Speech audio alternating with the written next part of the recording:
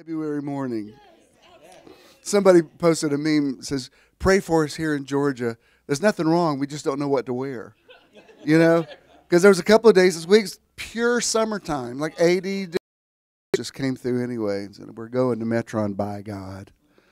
Other people turned around, but you came. You chose the good part. He is a rewarder of them that diligently seek him.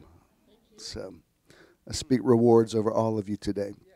Please remain standing and we'll get officially started for the YouTube audience, please. Hello, and welcome to Metron. Metron means measure and sphere of influence, and we want to help you find your Metron. Through motivation, enlightenment, transcendence, renewal, outreach, and networking. We're excited to have you here today and hope you enjoy the service. Good morning, Metronians, Metronites, whatever you're called. Welcome. We got a skeleton crew this morning while we're waiting for the rest of everybody to get here through all the traffic. And somebody texted me, said the undercarriage on their car was dragging, so they weren't going to come. So at a certain point, I'm like, I got it. I know. So, but y'all made it. So I'm glad that you are here. And the rest of everybody will get here, as my grandmother used to say, directly. They'll get here directly. I'm always happy to have my kids. By the way, Jude will be with us next month as our artist for March. But that was weak applause. Don't tell Judah. Don't tell Judah he nearly got 2 claps. But I'm always happy to have my youngest, and he's a blessing, and I admire him not as just as my son, but as a good man and a good friend of mine and a colleague. And I know he's got good stuff for us today. So without any further ado, would you please welcome Jonah Swilley?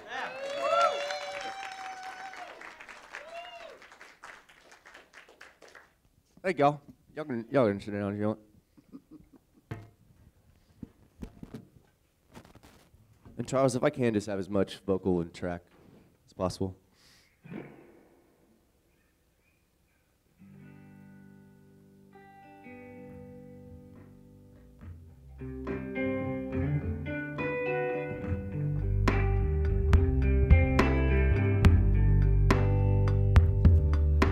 If loving you's a crime, then give me time, 'cause I'll always be guilty.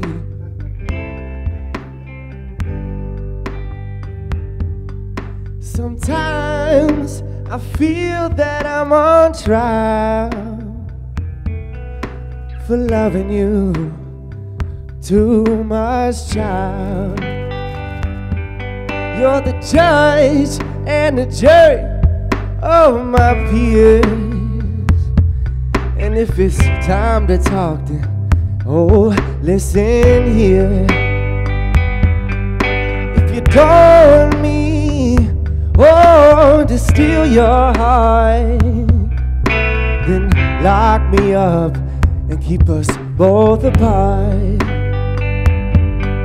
And if they let me go, I'll know then that I'll do the same thing over again. And if loving you's a crime, then give me time, 'cause I'll always be guilty.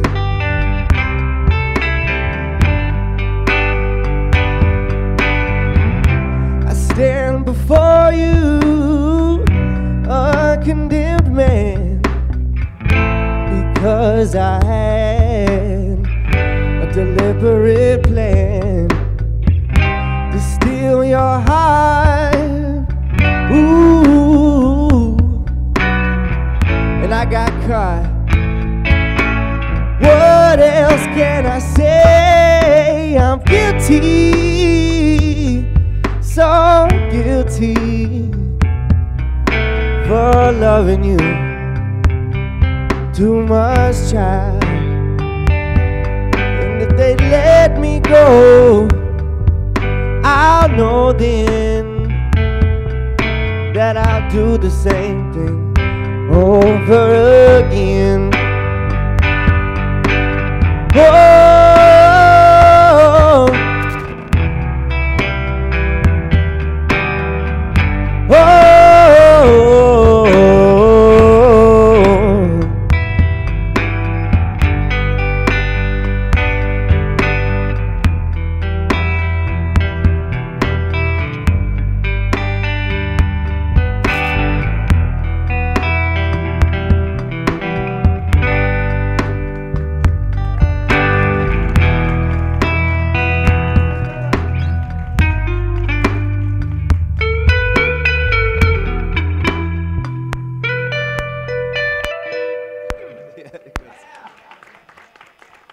Cool.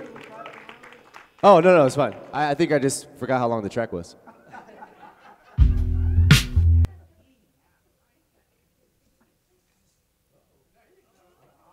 Brought the maracas out today, guys. All right, cool. Yeah, so last week the track didn't work for the song, so I'm going to try it again with the track. Here it goes.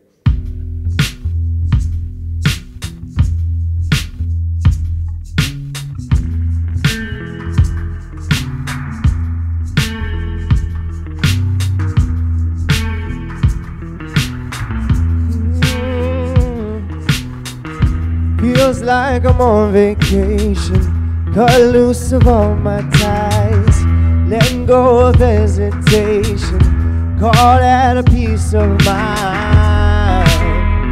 It's right on time, getting on to something new, make peace with all my burdens, go ahead and do my do, that's just what I wanna do. Right on time. Shower me with your inspiration, free of all hesitation. Alright, alright. All I know is I gotta live, so give me all that you gotta give. Alright, alright.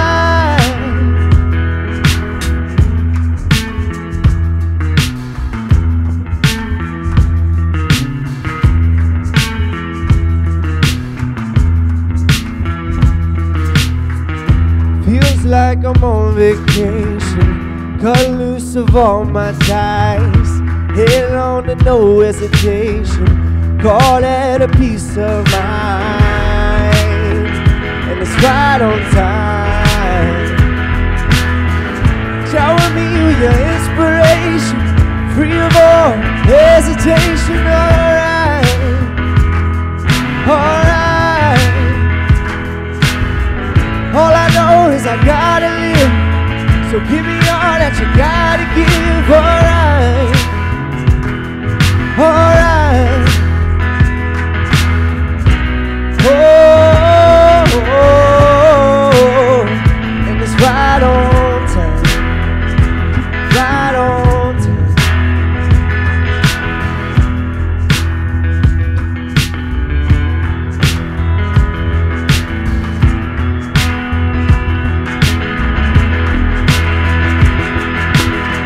Shower me with your inspiration, free of all hesitation. Alright, alright.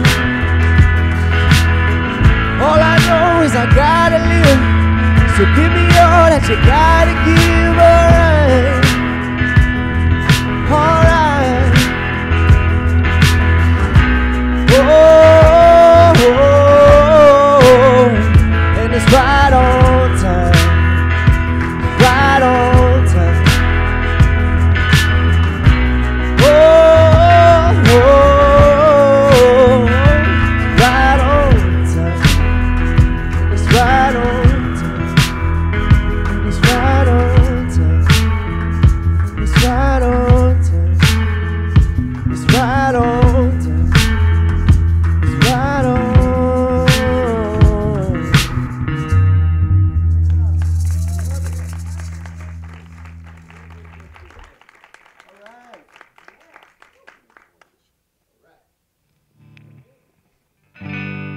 Y'all know this one.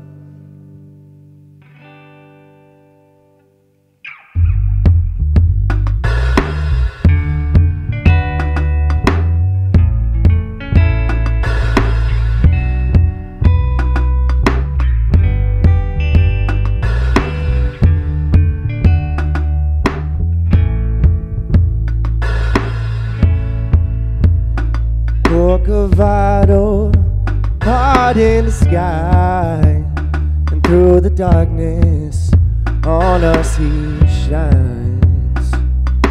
Crucified in stone, but still his blood is my own. Glory behold, all my eyes have seen.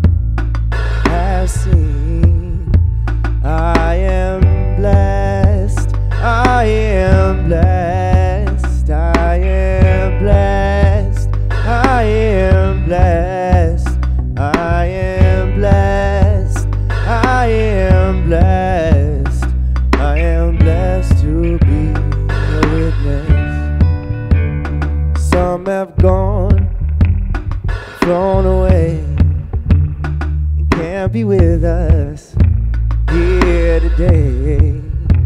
Like the hills of my home, some have crumbled and now are gone. Looked around for today, it won't come again, won't come again. I am blessed, I am blessed, I am blessed, I am blessed, I am blessed, I am blessed, I am blessed to be a witness. So much sorrow and pain, but still I will not live in vain. So many questions never asked, is wisdom wasted on the past? Only by the grace of God go I, go I am blessed, I am blessed, I am blessed, I am blessed, I am blessed, I am blessed, I am blessed, I am blessed, I am blessed, I am blessed, I am blessed, I am blessed, I am blessed, I am blessed, I am blessed to be a witness. Yeah. Thank you, guys. Jonas Swilley. I love it. Blessed to be a witness. That was good. Wellington's in Canada, would you? Thank you. I love it. I like your whole thing today. I like the white socks and the Moroccos. That's totally, you got a whole thing going on. I like, and I like Michelle. I like the turntable and the music going by. Good. I love little attention to details like that. Thank you all for being here today. I think Amanda, today's y'all's anniversary, isn't it? Yeah. Can't believe that's been a year. You don't see them much because I think Matthew's working on Sundays right now. But what's that? Oh, yeah? I need him to be back. I like when y'all are here. I like it better when y'all are here. I'm glad you're gainfully employed, but I like you to be here on Sunday. And they had a really cool, fun wedding, and it was in my memories today. So I know I post a lot of memories, but Facebook didn't let me do it for years. Y'all all had memories, and every time I would do it, they'd say, this is not available to everybody on Facebook. I'm like, what the heck? Why is everybody in this secret memories club? And then one day, Zuckerberg finally got his act together and let me have memories. So now I'm like, memory. I love it. It also makes me aware of the passage of time, because something will be on there and I think, what? That was 5 years ago? I could have sworn that was last year. You know, like that's crazy. I think tomorrow's your birthday, isn't that right? Tuesday? Patricia, you're not getting older, you're getting better. Anybody else have a birthday this week coming up? That's right. Rhonda's doing I won't spoil the surprise. Her mom is turning 80. Rhonda also had can I tell your praise report? She lives in Conyers, but they've moved her office to Marietta, so that's quite a little haul. And she started saying, I wish they would just let me work from home. And she went in one day this week for, I guess they do an evaluation, and they rated you higher than, she didn't even know she was doing that well. And they said, you're doing so well, why don't you just start working from home? She's like, okay. So that's great. And she said it wasn't like any big prayer. I just started saying, I want to start working from home. And it happened. Eddie did a good video yesterday about, and I like that you included in the name of Jesus, because if that's your, if that's what you know, then that's where your energy is. And I like, because you said, that's what I prayed, that may not work for everybody else. And I thought, touche. That's the whole thing. That's why I told you, you can call me New Age, New Thought, whatever, but I ain't getting on that plane without saying I plead the blood of Jesus. I go old school when the plane takes off. I might even speaking on tongues. That was my favorite line for the. Remember that movie, Robert Duvall, The Apostle, and he gets the gig at the radio station. The guy says, "Now we ain't much on speaking on tongues." I love that. So anyway, congratulations to Rhonda. That's good. I love hearing your good praise reports, and without going into any detail, Leona's doing really well with the procedure she just had. It's really kind of a state of the art. I think you don't think you mind me telling it. It's like what do they call it? A watchman that you put in it, and if you're prone to blood clots, it prevents that from happening. It's just amazing what science does, and yeah, so that's cool. She's all cute and full of energy. Some of the stuff she says, I was looking at Ernie. Ernie, you got your hands full, y'all. Y'all pray for Ernie every day on your prayer list. Put Ernie at the top. Lord, give him strength, because he's got his hands full. And loves every minute of it. And congratulations to Natalie. Just ran a half marathon. And Natalie's like the bionic woman. Like, what the heck? She posted a year of living your best life picture of doing yoga. It was really cool. I liked the energy on that picture and what you wrote about it. And surrender to the mastery of life. That's a good line. I like that. Yeah. So, there she is. That was, I realized after I took that picture, I bought a tripod for my phone so I could take these kind of pictures. It looks like I'm a beggar because I had just finished my coffee and I still had the cup in my hand. And I was like, got any change? Got any change on you? Anyway. Hey, times being what they are, one does what one has to do. I'm just kidding. So thank you for all of your year of living your. Oh, and this is what Fro wrote. I thought that was really good. There wasn't a picture to it, but it was cool what he wrote. And so thank you for doing that. All right. We have, remember on your calendars, next month, we have March 23rd and 24th. We're going to Stone Mountain.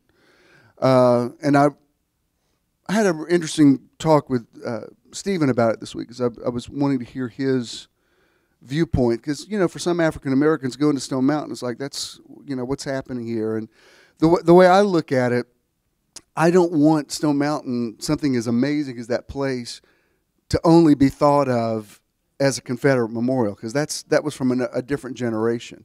And so what we're doing, I think you all know, we're not going there to honor the Confederacy. We're going there to do that's why I like that picture from the other angle. It really is a geological marvel. And I've had several people ask me, "Are we going to go on top of the mountain?" I said, "Well, we'll see. If we do, we'd have to do the sunset because I think some of you might want to take the tram up there. It is doable, so we'll see. I need to. There's a beach there that's beautiful and it's on the backside of the mountain, so that's a possibility. So." And there are places to stay there in the park if you want to make a weekend out of it. Whatever that center they have, there's a beautiful buffet they do there at night. It's really, if you want to make it a little weekend, you might want to do that. This just came up, but nobody even knows about it. I don't know, this just meant a lot to me. I was consecrated as a bishop. Last year was my 20th anniversary of that. And at one point, had 170-something churches that were part of my bishopric. Let's say that number is quite smaller now. But I do have some churches that I still technically provide oversight for. One of them, I can't believe Inspire Church is celebrating their 20th anniversary. I can't believe that's been 20 years. But some of you know Pastor Greg Kennard, who's been a friend of mine for years, who's just recently been elected to the Georgia House of Representatives, is doing a great job. He's asked me to come there and speak for their 20th anniversary. That's on April 28th. And I just really honored me. He said, "Can you be gone on a Sunday?" I said, "Yeah, not only can I be gone, we'll just cancel our service and bring everybody there. It's just right up the road. It's in Gwinnett County."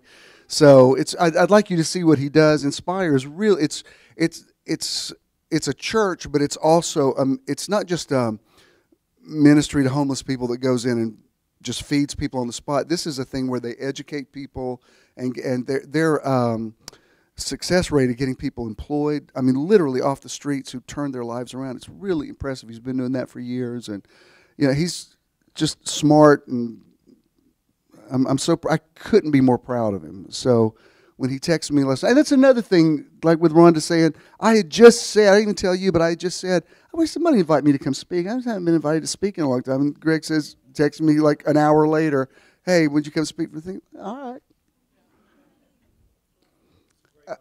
Yeah.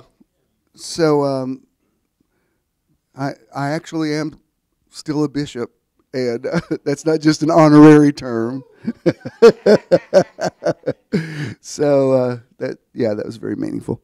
And then in May, we're going back to St. Simon's. I'm super excited about that one. We'll be doing another meditation weekend. That's May 18th and 19th. Yeah, you probably should go ahead and get a reservation. Most of these websites that you use, they have free cancellation, so that you're not out anything if you go ahead and get a room locked in. Then if something happens with a schedule, like I know with my parents, I never know until I get right down to it, how free my time is going to be, but I go ahead and plan for it.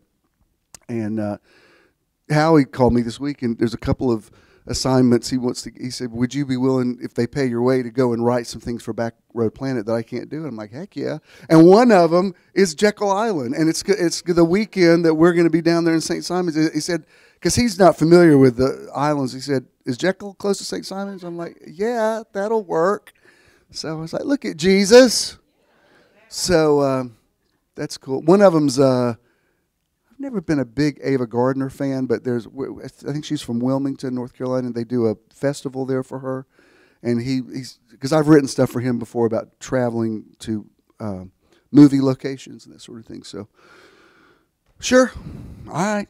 The more you do, the more you can do. Our outreach this month is what was our outreach? Oh yeah, Innocence Project. And this is a great organization that what they do is they use DNA evidence that was not available when some people were incarcerated that is now. And they've just had some miraculous... I mean, there's men that have been in prison for 30 years on a false rape charge that only DNA evidence can change that for them. So this is just it's a really cool thing. I love this. And it's not a black organization, but obviously a lot of African American men are affected by this. So it's partly in line with Black History Month, which, by the way, I'm totally for Black History Month, and I appreciate that. I haven't said a lot about it, but Avery, I noticed, is posting in your shout-outs. She's doing that. And I've noticed some people's posts this year. There's some iconic African Americans that I had never heard of. I mean, not just the usual Harriet Tubman, the ones that you normally hear. There's, people that were involved with aerospace and computer technology, and it's really cool. When I hear white people say, "Why do they have to have a Black History Month?" Because they do, because most American history is taught from a Eurocentric vantage point, and so it's certainly important. And before the month is up, I'm sure I'll say more about that. One thing that came up in my memory is that, guys, the girls were really little. This had to have been 3, maybe 4 years ago. I had written a little thing for Facebook that it's when we were still doing the communion brunches next door for Church of the Now Midtown. And I was supposed to, I think I had the girls here this morning. I was supposed to meet in the morning. I was supposed to meet Christina, and she was running late. Oh, that's what it was. I came from Covington with the girls. I was supposed to meet Christina, and she was running late, so I had to take them to the brunch. And they were babies. And Olivia crashed on one of the couches, went to sleep, and Sophia somehow got a crayon, and she was sitting in the corner with her back to me, coloring. I didn't think she was listening to anything I was saying. And that was the week we had gone to see that movie. Y'all went with us. We see that movie about Mandela. And I was talking about Black History Month. And as I was talking, so Sophia gets up and he's like, Poppy, Poppy. And I thought she had to go to the bathroom. I was like, what, baby? What is it? She said, you forgot to say anything about Harriet Tubman. I said, oh, okay. First grader white girl that knew about Harriet Tubman. Okay, I guess you were raised right. And that was just so cool that I didn't even think she was engaged in what we were talking about. She not only knew about it, she had suggestions. So that was cool. She's got such a sweet heart, and I know there's white privilege and all that. I'm not denying any of that happens. It just touches me when, like, this has been a couple of years ago. I picked her up from school one day, and she was talking about Rosa Parks, and she said, Poppy, did you know at one time they wouldn't let black people sit on and like she was crying? And I said, yeah, baby, it was, and that's why we have to know about this so that history doesn't repeat itself. But I was so touched that it would be easy for a little white girl to say, well, that's got nothing to do with me. And the fact that she felt that empathetic was, yeah. Yeah. What Jackie said is when we went to the Civil Rights Museum and she sat at the table and listened to all that. Yeah, they're exceptional little girls. Let's see, was that everything I needed to announce? Oh, I'm required to make this announcement. Thursday is my 47th ministry anniversary. So if we'll bring in the parade now, we'll have the press conference in 30 minutes. The celebrities are being flown in for the gala event this evening. Let me say, I always have to tell my staff, which is Avery, you have to, because she always wants to celebrate. I'm like, no, let's wait for the next round number. The 50th, I'll let y'all do something. But yeah, that was me. I've been doing this for a minute. Thank you. Somehow, we were talking about it last week. I said, I had jobs. I mean, I remember when I was in high school, I got a job. Nobody told me to get a job. I wanted to get a job. When I was 15, I got my first job, tithed on my first paycheck, and wanted, when I got out of college, I wanted to get my own apartment. So I always wanted to be self-sufficient, especially because, as an only child, I think Mom and Dad would have been fine if I'd never left home. I think they'd be fine if I moved back right now. And I don't think they would have ever said get a job or pay rent or anything. They're just so happy when I'm there. But I really wanted independence. And but we were talking about it the other day. I said, because I was asking Ken, I said, can you get Social Security at 62? Because I'm about to turn 61. He said, yeah, you can, but you get more if you wait for 65. And I said, well, I'm not trying to retire. I was just thinking about it, because these ideas were abstract to me 10 years ago, and now I get stuff in the mail that says, this is my current reality. But I made a decision, for better or worse, those scriptures that say, they that live of the holy things, they that minister the holy things should live of the holy things, or the elders who rule well are worthy of double honor, or you do not muzzle the mouth of the ox when he treads out the corn, or if I've ministered carnal things to you, it's spiritual things to you, should minister carnal things back. All of those things were really ingrained in me early on, so I just made it my intention to make my living from the ministry. And sometimes I think, well, I could go get a job somewhere. I remember years ago we going through a little financial challenge, and I went to the mall and I was asking I went to Saks Fifth Avenue. I said, let me ask you something. How do you get a job here? And the guy says, do you want to work here? Because I shopped there before. He said, yeah, I'd hire you right now. He said, I'll put you in charge of my suit department. And those guys make a lot of money. You build a clientele of guys and something in me just said, no, this is not, I felt like if I had done that, I would have opted out of the system that I signed up for. It's not laziness. It's just that, no, this is what I decided early on, that I'm a Levite, and this is how I'm going to be. I just did. Paul was a tent maker, so I don't fault anybody. I know you've been an entrepreneur and a minister. Some people have done that very successfully. For me, I just decided, no, this is what this is what I'm going to do. And times before, like there was a guy a few years ago, I've told you this, but he came in to hear me preach one night, and I was just really being out of the box and not being funny. So he came up to me afterwards and said, have you ever considered being a stand-up comic? And I said, no. And he said, well, the reason I'm asking, he said, I'm a talent. He managed Carrot Top, you know, that guy that, and he said, I've got a conference this weekend that I need a comedian for. I would hire you if you'll do it. And I said, I just use the comedy to make my point. I've never just done it.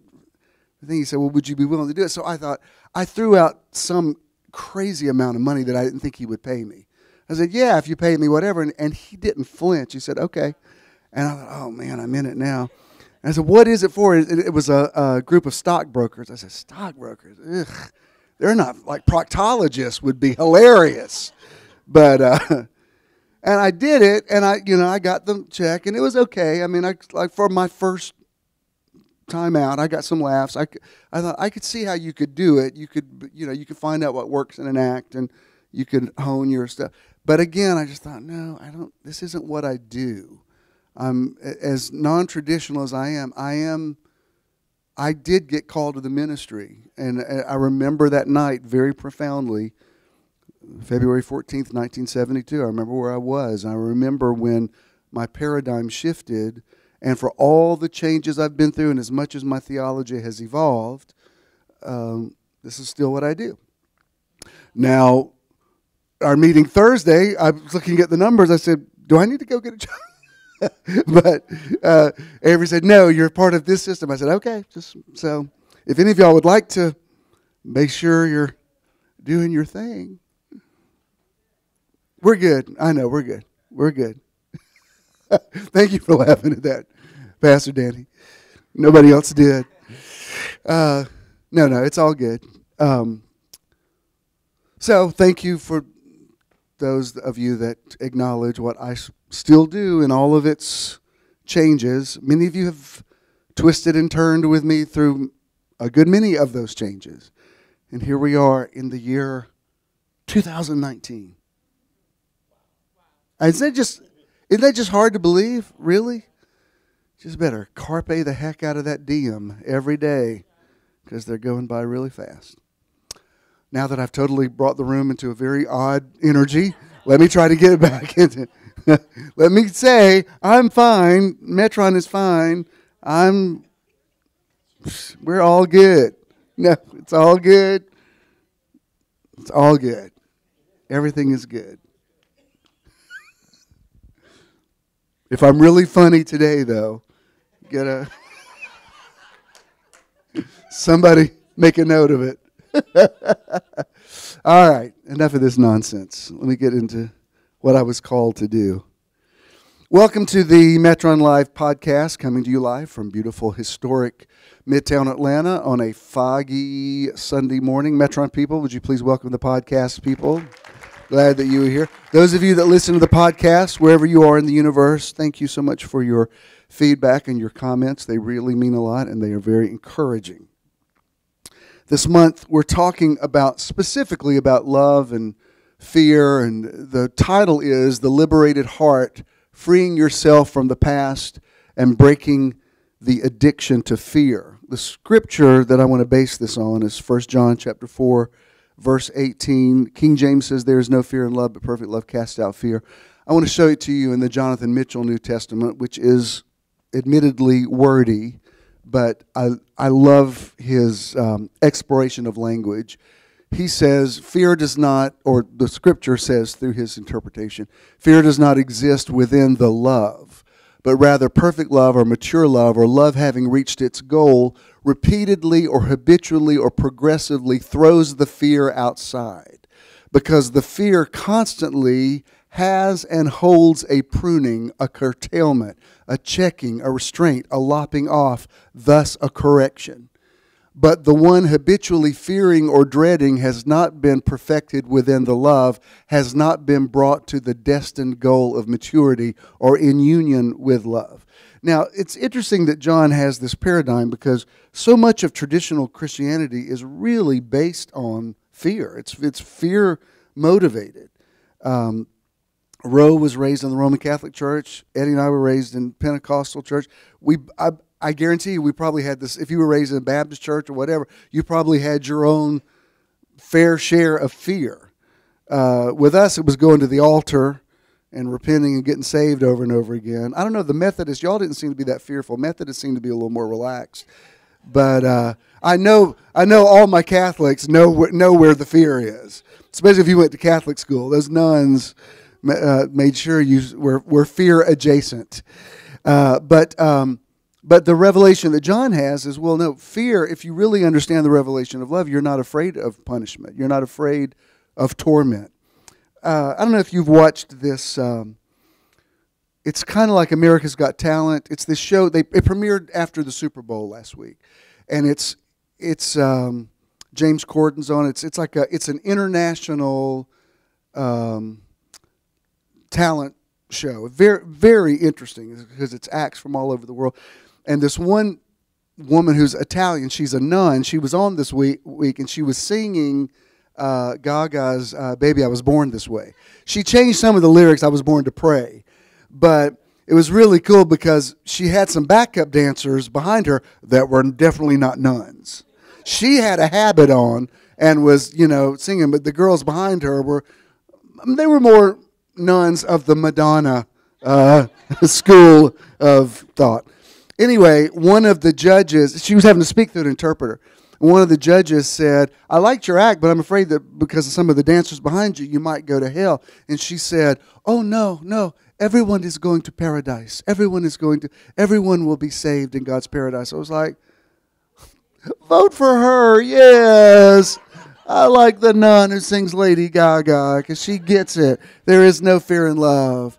Perfect love casts out fear. And if you go back, there's a guy, I've never met him. I'm friends with him on Facebook. His name's Jacob Wright, and he writes some brilliant stuff about biblical interpretation. And he's a young guy. He's in a rock band, but he's really some of the smartest stuff I've ever read. And he was writing this week about how the early church fathers pretty much all believed in ultimate reconciliation. Even if they believed that hell was literal, they still believed it was temporal. The idea of eternal endless torture is a relatively new idea. When I say new, it's 2 or 3 centuries old. The original church fathers did not believe that. And was it Anne Lamott says, we pretty much know that we've created God in our own image when we hate God. Our God hates all the same people we hate. Which, by the way, let me just say this. This probably is not, I'm sure is not applicable to any of you. It may be applicable to people that are listening. I don't get in the political fray. I try to stay above it. Let me just say, if you're going to post things, whether you're on the right or on the left, to prove a point, please be careful how you use your biblical, how you connect the dots biblically. And I've seen a lot of people connect Donald Trump to Nehemiah this week about building a wall. I'm like, that's not exactly the same, huh? That's just, if you want to support the wall, what Nehemiah was doing was a complete, Nehemiah didn't have a Statue of Liberty up there that says, "Give me your tired." And that was a different, Mexico as a nation has not declared war on us. So that Nehemiah, just make your point without dragging the Bible into it, on the right or left. And also, know when something's Photoshopped. There were some people that were posting things. I'm like, how do you not realize this isn't real? People post things that, like, don't you have any discernment at all? I mean, if you're going to make a political point, don't make yourself look like an idiot. Well, I saw a picture of it. Did you not know? Do you not have a computer? You can make a picture. You can create any reality that you want. Just because you see somebody in a picture, I saw a picture of them coming out of a nightclub. They might not have ever met. It's 2 different images that are put in the same shot. If you don't have, spiritual insight, at least be tech savvy to know that. But I'm saying all that to say the revelation of love brings the absence of fear, and I'm not just talking about divine love. you can't live in a relationship where you're constantly afraid that you're going to be left or abandoned. You can't love somebody because you're afraid you're going to be alone. That's not the way love works. You can't say, I'm in love with somebody because I'm afraid if I don't have you, I won't have anybody else. That's not love. That's codependence. And, I've said this to nearly every single or divorced person I've ever counseled with. It's better to want something you don't have than have something you don't want. And there are worse things than loneliness. Being with the wrong person is much worse. And don't assume that every single person is lonely. It's that, what they want out of life may not be what you want out of life. And back when I used to do a lot of counseling in a day, I can't tell you how many times I would have a married couple, and I'd have a single person or a divorced person or a widowed person come in, and they'd say, Bishop, if I just had somebody, I just had somebody to hold me at night, everything would be okay. And the very next person, the next counseling appointment would be a married couple and say, if he just wasn't here, I'd be okay. If he'd just die, I'd be fine. I'm like, wow, you should meet my 2:00 appointment because y'all are in really different realities. Don't assume anything about anybody. You'll be so much happier. Don't assume somebody else's definition of happiness is your definition of happiness. Don't assume what?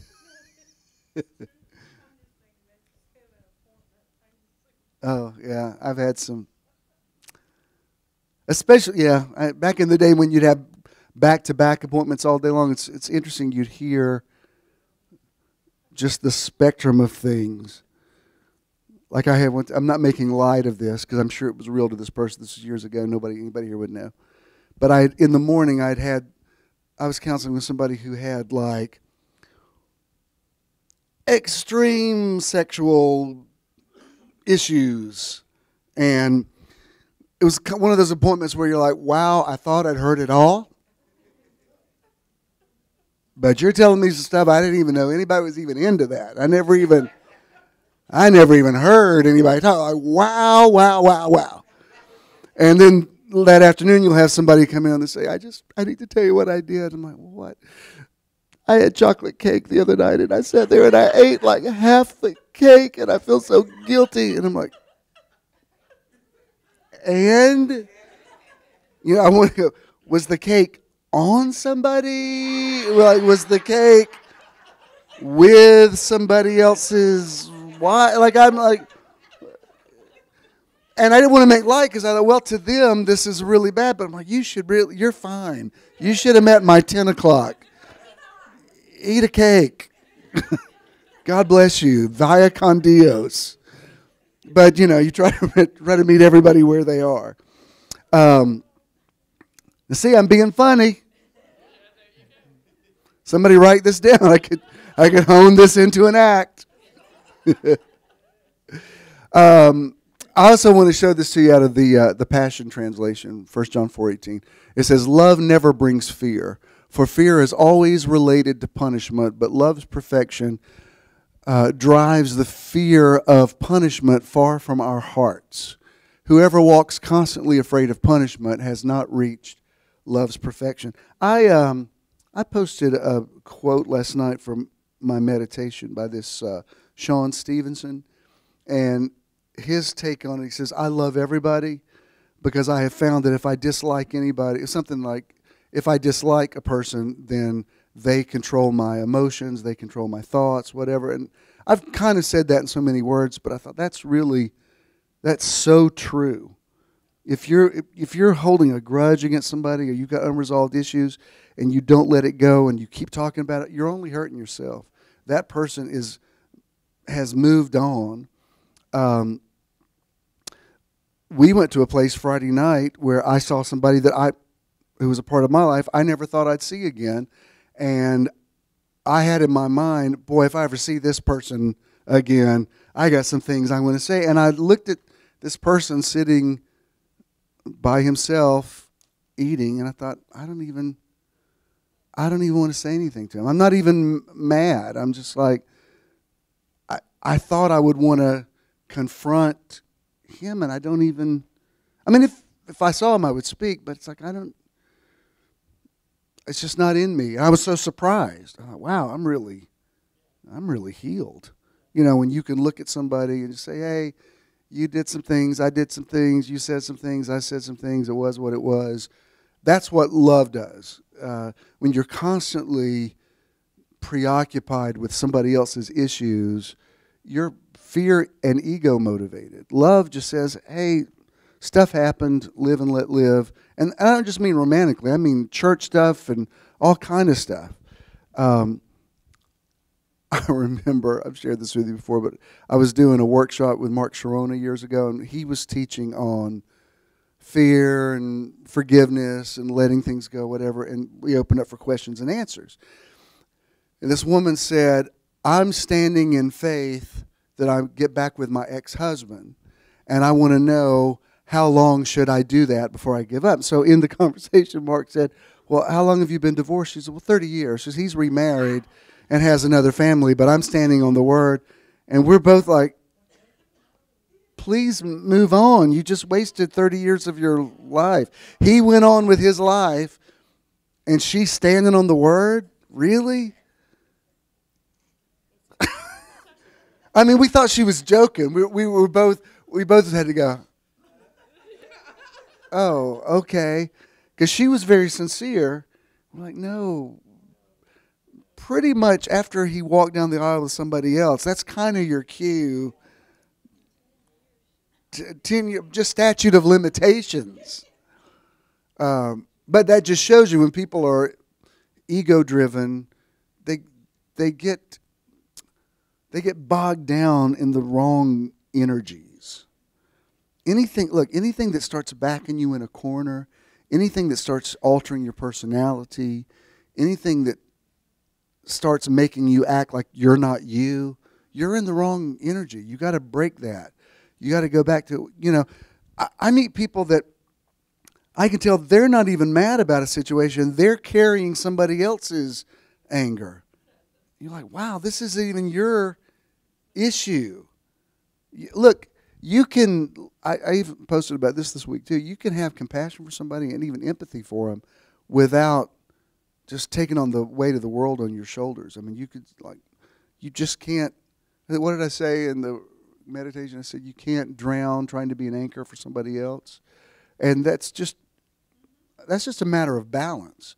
But when it's somebody else's issue, one of my favorite lines, I still think there's a hit in here, Jonah. Jonah wrote a song, I think it was on your EP, Save the Drama for Your Mama. Was that the title of it? It's a great song, though, because they say anything that rhymes, the human brain accepts as truth. And sometimes you opt into somebody else's drama. You're like, this isn't even about me. This is your unresolved issues that you're projecting onto me. I love you, but I can't be sucked into your weird negative vortex. You know what I mean? Just because you hate marriage doesn't mean I'm going to hate marriage. Have you ever, it's always, I'll say this to straight men, if your wife is good friends with a woman who hates men, watch out. Because there's going to be some conversations. She's going to come home and you're going to say, what's wrong? I'm like, nothing. And she's taken on vicariously the issue of that person. That's not their deal. I mean, I used to have it with people would come to the church who had been hurt by other pastors, and I could tell they're deflecting their unresolved issues on me. I mean, I just would have to say to them, I'm not your ex-pastor. I'm not the one who did this thing to you. If you've got an issue with him, you need to go back and resolve this with him. I'm not him. It's just funny what people don't realize the person they're talking to. Like a few years ago, they did this play of, what's that theater that's over there at King Plow Arts? It was a play about a gay couple that one of them becomes a born-again Christian and it affects their relationship. So because of the play, they invited me and this other out pastor to come and do a question and answer thing afterwards. So we're sharing both of he was Methodist, we're sharing both of some similarities in our journey. He still pastors over here in Decatur. We were talking, and somebody from the audience says, I just want to know, why do you clergymen hate gay people so much? And we're like, well, no, we're talking about, like, yeah, but gay people are people too. And like she was going off at us. We're like, no, do you understand why we're here? Like, that's exactly our point. Just, yeah, but you just have so much hatred. We're like, no, we're the hated. We're not the haters. And I realized, oh, she's not even in the now. She's having an argument with me. She's stuck in 1978 with something that happened with her. Yeah. And that's what, when you have these weird conversations with people that you don't connect on, it's because they're just not on your wavelength. It doesn't mean they're bad people. They're just in another time zone. They're in another, and you just have to have compassion on them. It's like, oh, they're not even living in the now. I'm living in the now, and I'm not even mad at them. It's just, but I can't go back in time with you because I've evolved from there. My meditation yesterday that I posted, when I got yesterday morning, I always turn on the news first, and I'm checking my messages. And when I turned on the TV, I automatically thought about what Saturday mornings were like when I was a kid. Oh, Saturday was nirvana. When you're a kid, there's no school, and you just get up and eat cereal in your pajamas and watch cartoons. And back then, cartoons was a big deal. Now you can watch cartoons at any time on any device, but then that was the only time of the week, and there was nobody telling you had to get ready for church or go to school. It was just like the best. And I said, I remember it fondly, but I don't want to go back to that. It's like I love that happened, but that's not who I am now. That wouldn't be that. I don't want that now. And I was talking about the metaphor of the butterfly. I said, once the butterfly gets her wings, she can't go back and play with the caterpillars anymore. I mean, wings change everything, and wings may be your epiphany, your whatever. But there's just it doesn't mean you're better than them. It just means I'm a different. When Paul said, if any man be in Christ, he's a new creature, I don't think that's a one-time thing. I think the revelation of the Christ constantly changes you again and again and again. And every time you change, you can't go back. I mean, you can't go back and be something you're not anymore. And so anyway, enough about that. Let me get into, I like this Steve Maraboli. He's a good motivational speaker. I like this quote of his. He says, free yourself from the poisonous and laborious burden of holding a grudge. When you hold a grudge, you want someone else's sorrow to reflect your level of hurt, but the two rarely meet. Boy, that is the truth.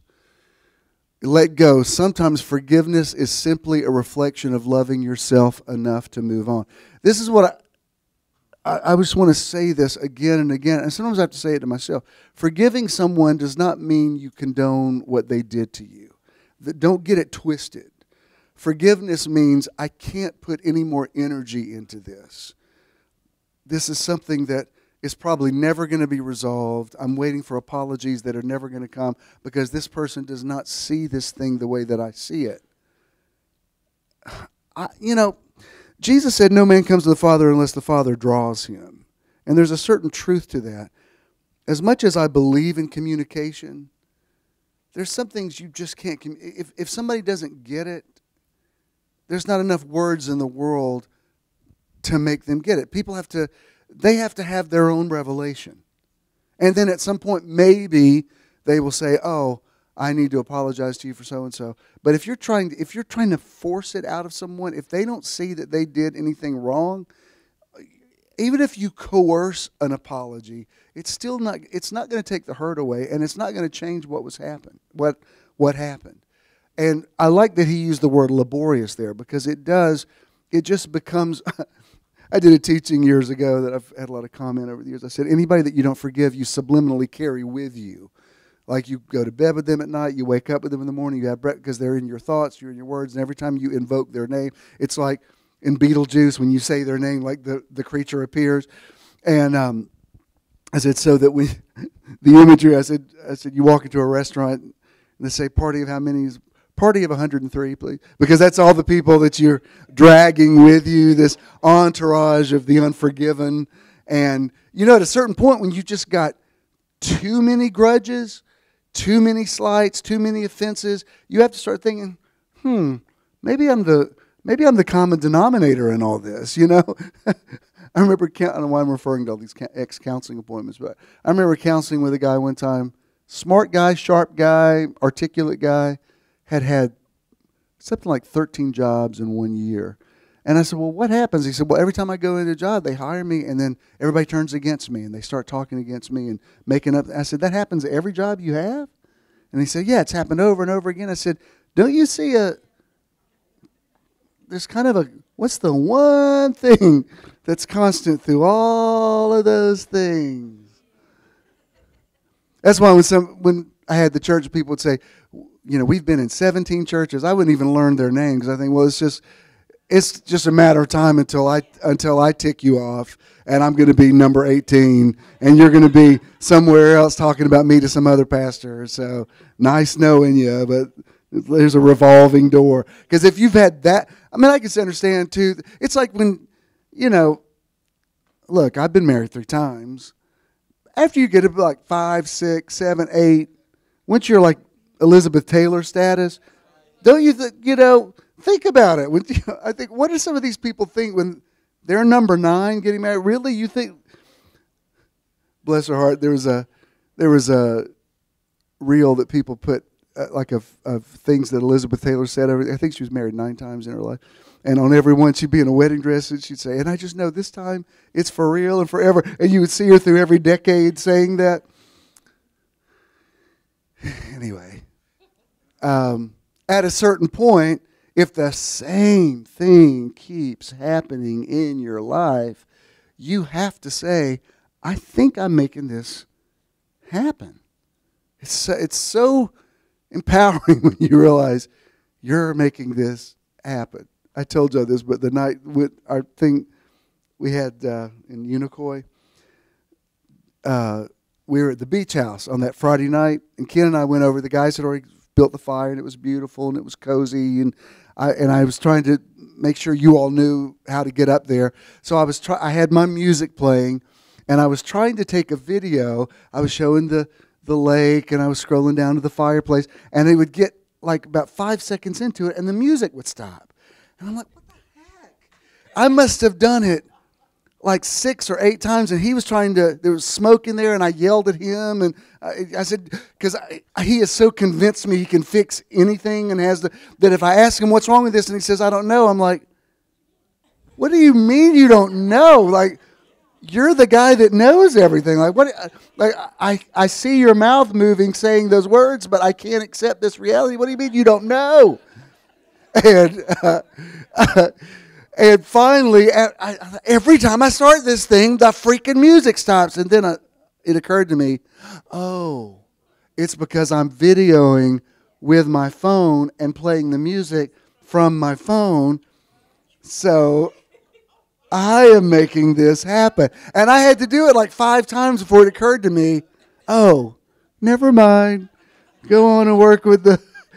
But it's such a teachable moment because there's so many things in your life that you just can't realize are you. And then you realize, oh, it's me. And here's the thing about realizing it's you. It doesn't have to oppress you or shame you. It's supposed to liberate you. Because once you say, oh, it's me, well, then what do I need to do to change it? You'd be surprised. I love that teaching about when the parable when Jesus said put the nets on the other side of the boat. Because what that says to me is you don't have to change a whole lot. It's just one thought that you change. I mean, if you couldn't catch fish on one side of the boat, why do you think you could catch them on the other side? Because it's the same area. But it's the symbolism of just change something, tweak something. There may be just one small thought that you're holding on to that's not reality. And a lot of times the grudges that you carry are not reality. They're just your perception. And when you can just go ahead and love everybody, then they can say all kind of horrible stuff about you and go, yeah, maybe that is true. And I love you and hope you love me, and we've learned from it. And I love everybody, and now I'm not even defensive to say, yeah, I could have done better on that. That was then, this is now. It's 2019, right? Sometimes you have to remind yourself when you've got a good grudge from the 70s. On Saturdays when we're driving, I love to listen to the 70s channel on Sirius Radio because they play Casey Kasem's Top 40. And that was, this is what my theory about why you like certain music. Normally your favorite music will be the music that you listened to when you were a teenager, when you first got a car, when you first started listening to the radio. Because I can tell you, if it's in the 70s, I can tell you what was playing in 71, 72, 73, all the way through. Once we get past 80, once, I got married in 82. Once I started having children, I didn't know. It's a blur to me. I don't know. But those 70s, no, that was, Casey Kasem would say, what year was this? I'm like, 1972, and I'll always be right because I remember that. And so I will listen to it for a little bit, and it feels like I feel 16 and feel like I'm driving my yellow Toyota Corolla, listening to the AM radio. But then at a certain point, I'm like, okay, it's 2019. Let's get into where we are now. And it doesn't have to be an either or, but you do have to remember, I'm not who I was then. I'm who I am now.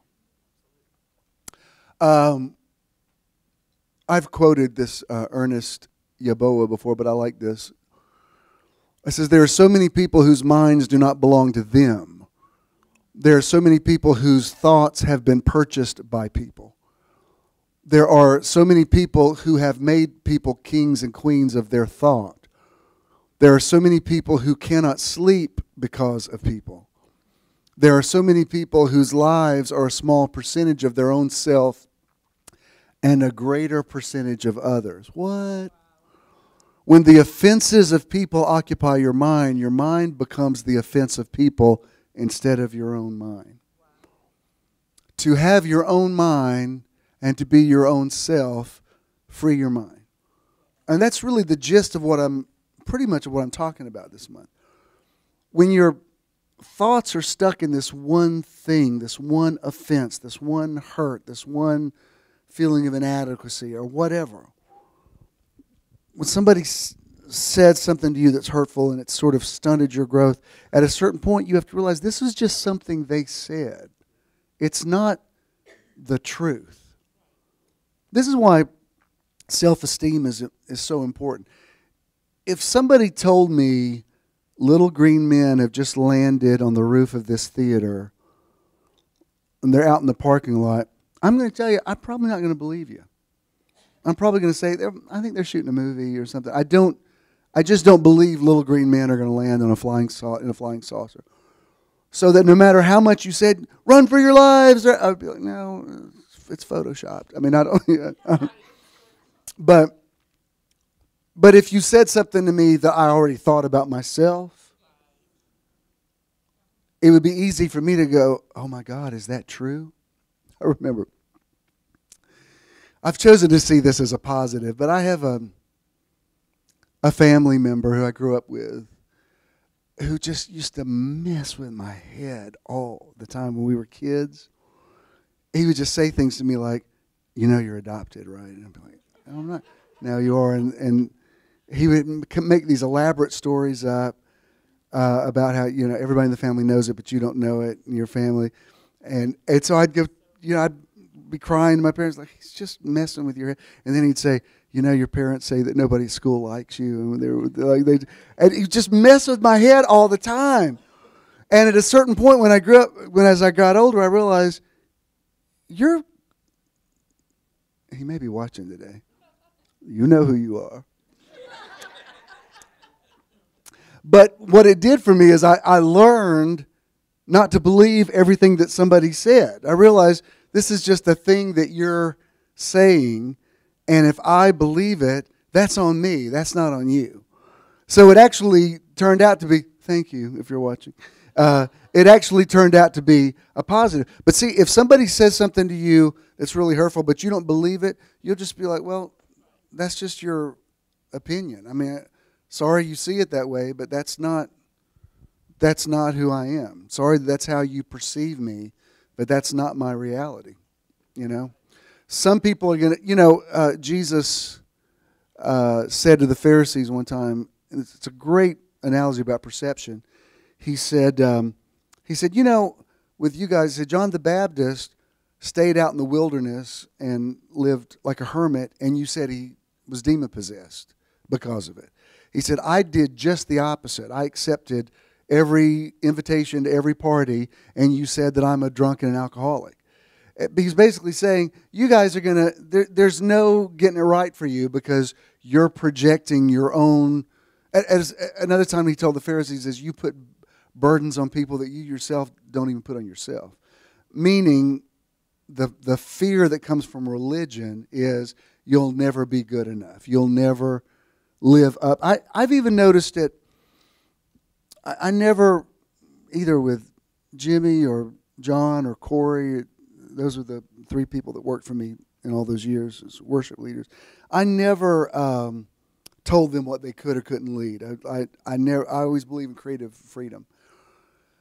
But it amazed me that even some of these more progressive type worship song writers who aren't old school Hellfire and Brimstone, but even some of their lyrics in their songs are still so self-deprecating. And, there's one, and he's a great songwriter, and I know him, but there's, they used to sing this song about mercy that would go on forever and ever, ever, a hopeless case, if not for grace.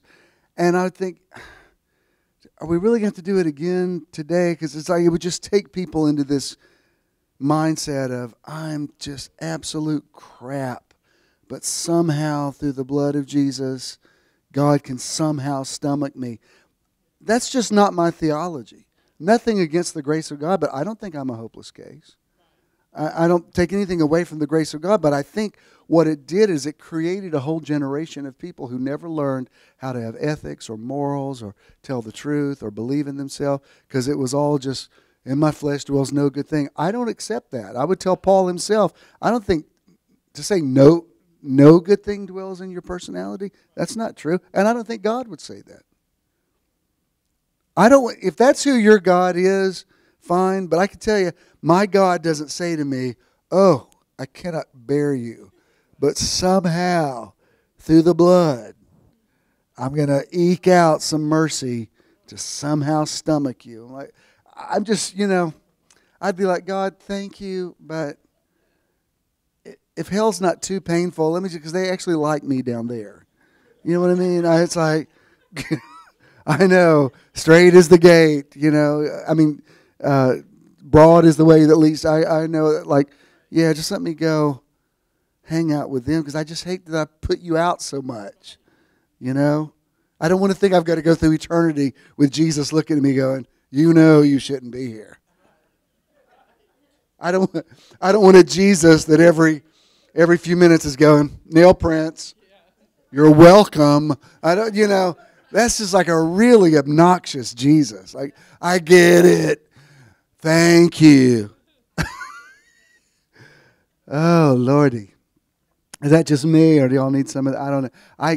I like the songs that say, God loves me, and I'm doing okay, and I love God, and I love you, and we love each other, and we don't have to just.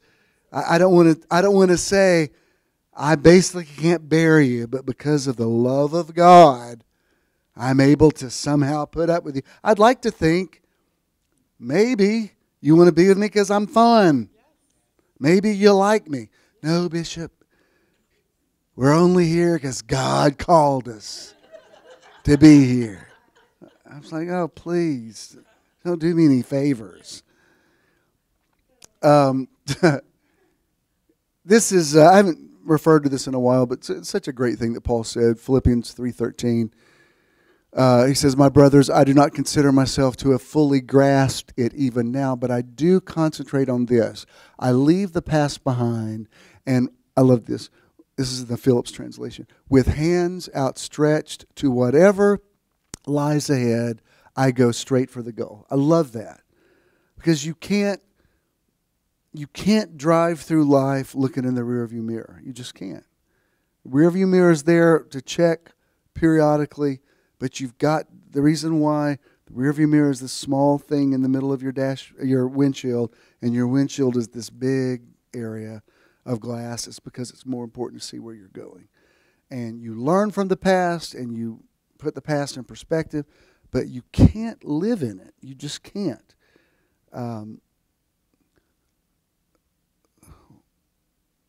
I don't know if you ever heard it. I had a church one time. It's called Church in the Now.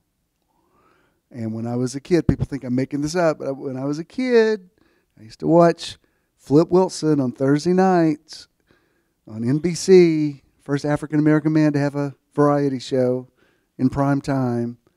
Nat King Cole had one in the 50s, but it wasn't really a variety show. It was more like a music show. Love Flip Wilson. And he used to do a character called Reverend Leroy, the pastor of the Church of What's Happening Now. And when I was a kid, I used to think, it's such a great name for a church. If I ever grow up and start a church, I'm going to call it the Church of What's Happening Now. And so when I grew up, that is what I named it. I just, Church in the Now was looked better on stationery. But I loved that idea, the Church of What's Happening Now, because so many churches you go to is the church of what was happening. That's why I'm telling you, I'm not against communion. We had some beautiful times in communion. I just don't think Jesus in the now is as preoccupied with his death as a lot of his followers are. We're clinging to the old rugged cross, and he's like, I haven't been there in 2,000 years. I did move on. It's interesting, when John saw him on the Isle of Patmos, there was no cross. Jesus didn't come dragging a cross going, you remember when I did this? You're welcome. It was a completely different thing. I think I've made that point. I'm just seeing what jokes are going to work for my comedy routine. Francis actually posted this week, and I like this. I wanted to use it because this Eckhart Tolle, because the way he says this, because we're talking about breaking the addiction to fear. There's no fear in love. I like that it says, worry pretends to be necessary. That is a really good line, but serves no useful purpose. That's one of the best things I've ever read that Eckhart Tolle wrote or says. Because sometimes if you're not worrying enough, you can think, am I not grasping the seriousness of this situation? I should be more worried. I should pray and worry. I should pray and then I should worry. That's the way a lot of people are. It's like, we're praying and we're worrying. Well, pick a thing. I can't promise you that prayer is going to fix everything, but it's going to do a whole lot more than just worrying about it. Worry is just going to exhaust you, and it's not going to change anything. If anything, it's going to send out negative energy that's going to make the thing you're worrying about actually get worse, to where your own worry is picking the scab off that thing. It's like you're keeping it infected. You're the one that won't let the thing heal because you keep worrying about it. And thoughts are things. Thought sends out energy. And what caught my attention about this is worry pretends to be necessary. There's another quote that says, worry serves no purpose. If there's nothing you can do about it, worry's not going to help. And if there is something you can do about it, worry's not going to help.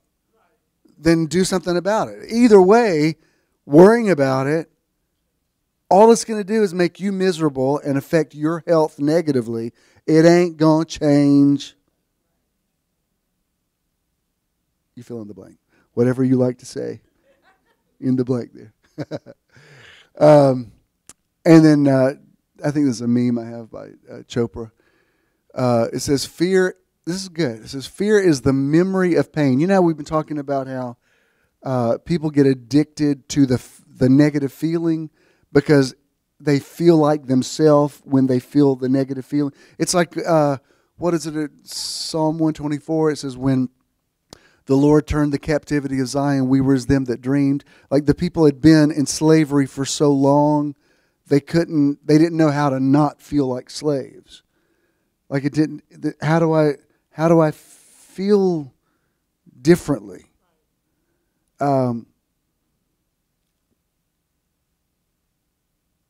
There's a lot I could say about that, but let me stay in the lane. Fear is the memory of pain. Addiction is the memory of pleasure. Freedom is beyond both.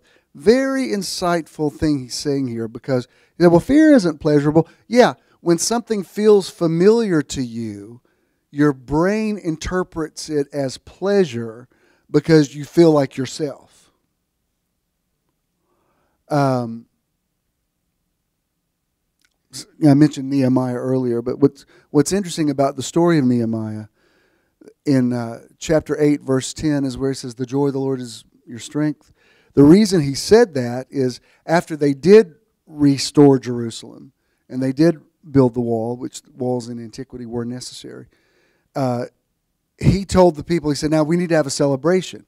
And he told them, he said, go home and, in King James, he says, eat the fat and drink the sweet. In other words, go have a party and exchange gifts. And it says the people started weeping. Like they didn't remember how to celebrate. They said, we've been slaves for so long, we don't even, what do you mean eat the sweet, eat the fat and drink the sweet? And he was saying, go eat something that's not good for you and don't feel guilty about it.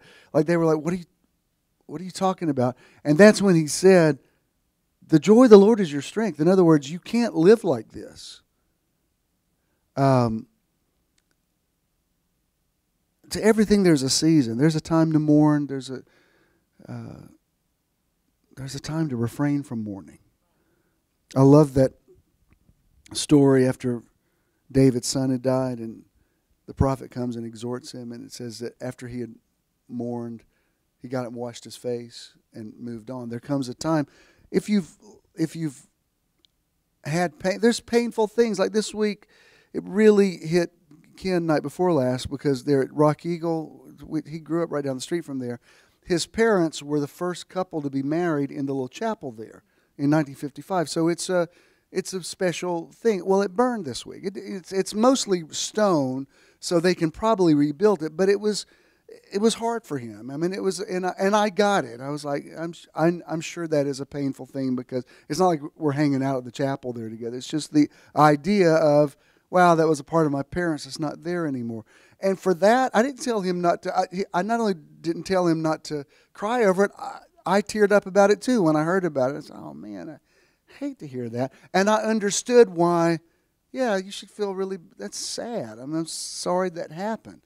It didn't shut us down. We still got up and got ready this morning, but it's sad. And part of his catharsis was posting about it, saying I was sad to hear this, and people shared some of their memories of that chapel or whatever. That to me is totally healthy. Now, if every week he was posting about it, I'd say we need to talk about this because that means this is too painful. But there's a certain amount of pain that is appropriate. I hate when you go to those kind of funerals where they say, we're not going to cry here. They're in a better place.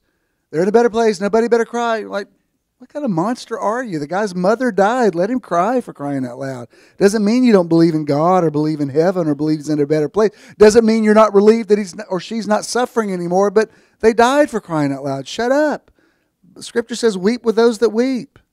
Jesus knew he was going to raise Lazarus from the dead and still wept when he saw the tomb because it's still painful when you see, yeah, I believe life goes on, but man, this part of it was painful.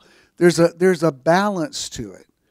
But there also comes a time when you say, I'm addicted to a negative feeling that I need to break this addiction because this isn't who I want to be.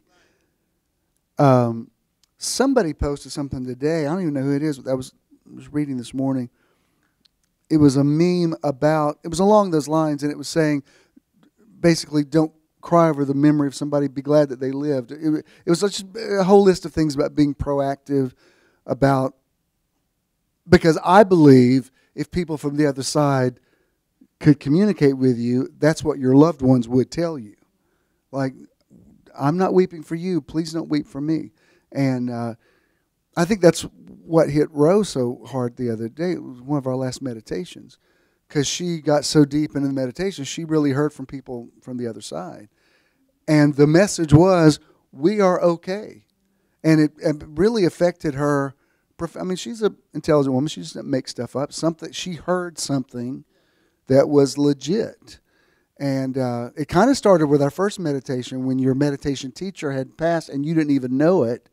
And we're sitting there on the beach, and she stopped and said something to you out of the body before she went on. I'm like, wow. Some serious, I'm telling you.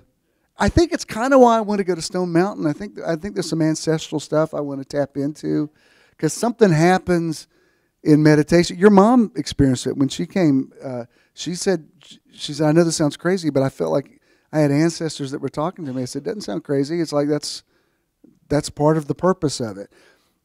But when you're on this side of it, there's a certain amount of it that, yeah, that is appropriate. It's like telling somebody goodbye that you're not going to see for a while, and you cry over them. Well, yeah, that's appropriate. But I like this because he says freedom is beyond both. Freedom says, I'm not addicted to this memory of pain, and the receptors in my brain are going to no longer interpret pain as pleasure. Because I've had this negative thought for so long, it's starting to feel like me. And I don't want this to be me. Because this is what happens. When I have a memory and I keep talking about the memory, I start the cycle, and I'm recreating the memory constantly. You know, for me, this is a touchstone.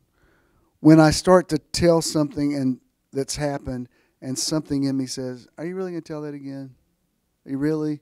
Isn't that story tired? Or if I'm going to tell it, I can tell it with some detachment now, or laugh about it, or, but I don't, the negative memory doesn't rewire and refire.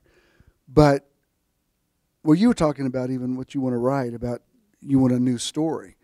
Man, that is so true. The story of your life that you write, you become the character in it. Well, it's kind of like that book you're talking about, that you're reading about synchronicity, that you are your life's a story, and it has a protagonist and an antagonist. It has villains, and when it turns out the villains that oppose you is your own ego, and that's why you have to, that's why they say what you don't like in somebody else is probably what you're noticing about yourself. And it's so liberating when you realize, oh, I'm learning from this person. One thing I wrote in that meditation last night, I said, there's some people are probably never going to be in your life again, and that's fine. Forgiving somebody doesn't mean we're going to pick up where we left off. Some relationships have a shelf life. They have an expiration date. They just do. That was true in the scriptures. Well, yeah, sometimes thank God, but yeah. Well, like even, was it Paul and Silas in the book of Acts, they had no small disputation, and they had done these amazing signs and wonders together and never spoke to each other again for the rest of their lives. So that's not a new phenomenon. That just happens. But again, to quote Dr. Seuss, don't cry that it's over, smile that it happened. When you get your thinking right, you can look back at every experience, every relationship, all of it, and say, remember when I did that teaching last year about how on the seventh day on the sixth day, God looks over creation, he says, it's good. You look back over your life and own everything that you created and say, I'm at peace with it, it's good, and now I enter into rest. That's when you set yourself free to start a new story. Until you start a new story, the old one's going to keep having addendums to it. There's going to be extra chapters about that same character. And if that character is not evolving, and you're that character, you're the only one that can change that story. But every time you tell that story, if it's a negative story, one more time you've reinforced the negative for yourself. You've crystallized that reality one more time. And people say, well, I need to vent about it. I thought about it this week because there are all kind of issues in a week. And it was in my mind this morning because I started to repost this because there was it was in my memories. It was a post that I had said, that moment when you have written and rewritten something 25 times, and every time you start to hit send, something in you says, don't post that, and it's just not worth it. And I was so evolved, I didn't even need to post that memory because I thought I don't even need to talk about that memory because that's going to make, y'all know what I'm talking about? That's going to make people start talking about things you shouldn't post again. I'm even post. Do you know what I mean? It's like I don't even want to even have that conversation now. And it's not that there aren't issues in my physical body that I have to deal with. I'm very careful. On some days, I will text my trainer and say, I'm going to give my back a rest this morning. That's my way of saying, oh my God, you have no idea. But I don't want to be negative about it. I'm like, I'll see you tomorrow. That means I'm going to have to do a little recovery today. I'll be back tomorrow. That I'm prophesying my own resurrection.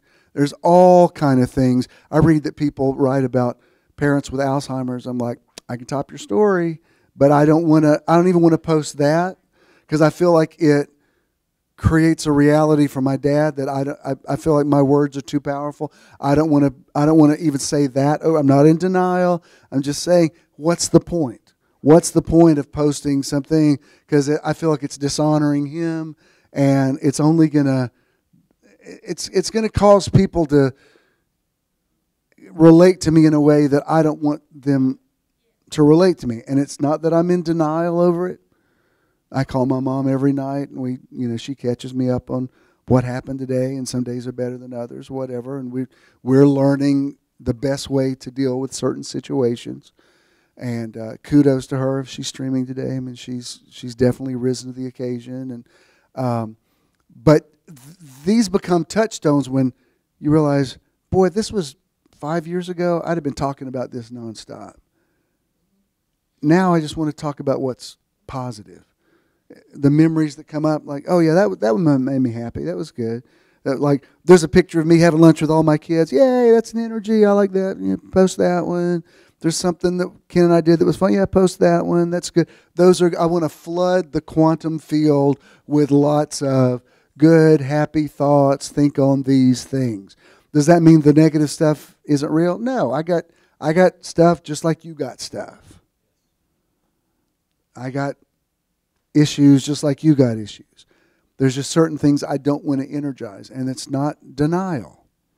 And I think a lot of you get that because you're in the same place. It's like, yeah, it's there. I could talk about those things, but what would be the point? It's been a huge lesson for me gosh, I can't even think how many years it's been now since I've gotten a hate letter. And I realized once I stopped bleeding, I stopped attracting sharks.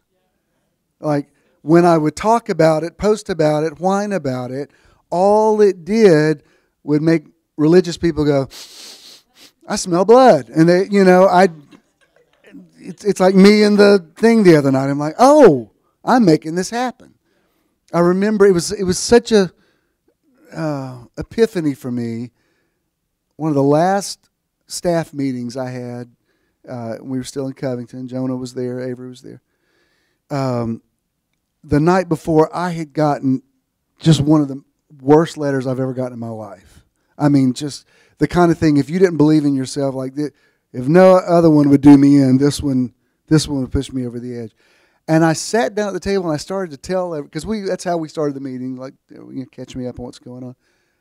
And I remember looking at everybody and thinking, I want to tell you about this thing, but now I'm thinking, why do I want to tell you this? Like, you all love me, so it can't be that. You hate all the people that hate me, so I'm not trying to, there's no thing, do I want sympathy? Like, God, I hope that's not it. And I just went through the list. I thought, no, I'm not even going to, why even bring that person to this table? And because if I say this, y'all are going to, yes, I was going to use another word from vent, but that's what I meant. Rhymes with itch. Y'all are going to blank about it with me, and we're all going to talk about how horrible religious people are, and we're all going to talk about homophobia and blah, blah, blah, and it's not going to change anything. It's just going to make us all feel really gross. And that might have been my last letter now that I think about it. I think that might have been when I buried it. That day when I thought, I'm not going to, this isn't going to be part of my reality anymore. Now, I still protect myself. Like if I have an opening and somebody sends me a friend request, I'll look at their page. Like, and there's some people I'm like, I'll friend you, but are you coming in peace? Because I'm not, homie, don't play that. I've already, I want to say, you're not even qualified to argue the scriptures with me, so I'm not going to waste my time, But even that doesn't happen now. It's like, it's so amazing. You know what I taught you about you either spiral upward or spiral downward? Now the letters I get are, oh my God, you've changed my life. Oh my God, I hear from people I can't even remember. And they're like, I've been with you for 25 years now. I'm like, really? Wow. Okay. And you always have the word for me. Really? Okay, person I don't know. Glad. You'll always be my pastor. Wow. Okay. And I don't even mean to sound sarcastic. I'm like, okay, that's cool. I mean, yay. Okay. That person that just recently washed by the words, she sent me a really nice letter. And I think she's probably on a different page than I'm at, but like she says, no, it's great. And I don't know if you still have Washed by the Word for kids, but that would be a great baby shower present. I'm like, got a basement full of them. Tell me how many you want. Love to move some of that inventory. And I was like, she said, do you mind if I quote you in my next book? I'm like, sure. I'll send it to you to see if you want to prove it. I'm like, yay. And I did a screenshot of it and posted it because that's the energy that I want to talk that up. The more you talk up that stuff, the more that stuff happens. We're going to leave it right there.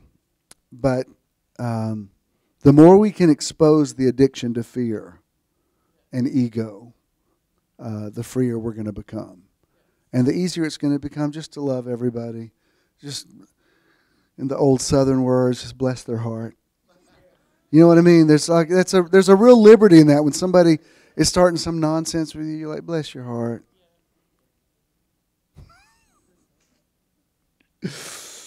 Let's all stand. I started to tell you my Jan Crouch story one more time, but I don't think I will. The night Jan Crouch changed my life.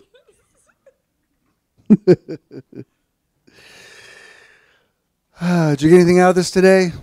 Aren't you glad you found your way through the fog? Remain standing, and then I'll speak a blessing over you after this. If you will play this. Contributing to Metron is quick and easy. You can give anytime using any smartphone. Anytime. Text the amount you would like to donate to 404 all week long 620 5044. Don't make me become a comedian. You will then receive a notification that you successfully completed your donation. You may also visit bishonthennow.com and click the support tab to give there as well. When you contribute to Metron, you're also donating to the charity or organization of the month. Thank you for your investment into Metron. If you have a check, make it to JESM, and Danny will receive that back there. If you have cash, pay it forward. Bless somebody. If you want to bless Jonah with it as our artist, you can do that. Or take somebody out to eat or whatever. I love you so much. I really do. I think every week that you come here, I love you even more. Just when I think I can't possibly love you anymore, and yet I do. And you're cuter than you were last week, and you're all adorable. And as y'all, if y'all weren't at the last thing, Fro was on fire at the last. I don't know, he's gone to a whole nother level. And what he said that morning about putting a ring on it, that was so funny. Absolutely. We ain't living in sin anymore. We put a ring on it. Us married ladies now. What us got to eat? All right. You're going to have a beautiful day, a beautiful night's sleep, a beautiful week. You're walking in love. You're free from fear. Love is the more excellent way. The love of God is shed abroad in your hearts. It's easy for you to forgive. It's going to be easy for you to let things go. It's easy for you to just learn from even your own mistakes and then forgive yourself and then move forward. You're going to live this week in the now. Your body's going to feel good. Your mind's going to be peaceful, and you're going to have clarity. You're going to make good decisions. You're beautiful. You're attractive. You're smart. You're successful. You're intelligent. And you wake up tomorrow saying, this is the day the Creator has enabled me to create. I will rejoice and be glad in it. Love you so much. Peace.